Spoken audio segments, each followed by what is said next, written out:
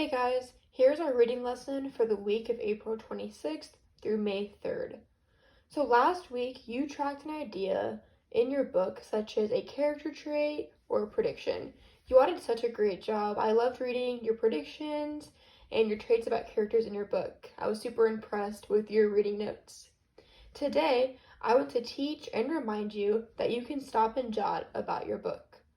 So in class, we had a stop and jot menu on the board that gave you choices about things that you could jot about on your sticky note. So let's review some of the things that you could stop and jot about. First, you could jot about characters in your book. You could tell me character traits about them and some of the actions that they did in your story. Remember, some examples of character traits are hardworking and compassionate. You can also jot about feelings and connections that you made while you were reading. With feelings, you could think about parts of the book that made you feel happy or made you feel sad. You could also make a connection to something that happened in your book and how that related to your real life. You could also jot about questions that you might have while you're reading.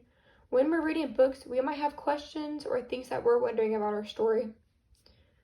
You could also jot about the summary of the story. So think about our strategies, somebody wanted but so then. You could tell me the most important information from the beginning of the story, the middle of the story, and the end of the story, or you could use boxes and bullets to help you summarize the story.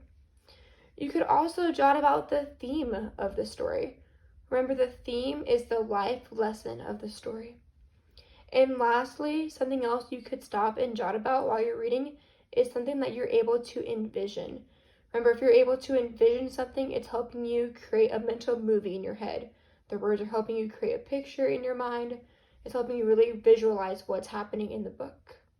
So here's what I would like you to do this week.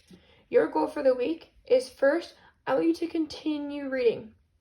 Second, I want you to stop and jot. You could jot about characters, questions, envision, theme, summary, feelings, and connections. Those are just some examples of things that you could stop and jot about. And then lastly, I want you to turn in your stop and jot to me through Google Classroom or through email. I can't wait to read your stop and jots. If you have any questions, please feel free to reach out.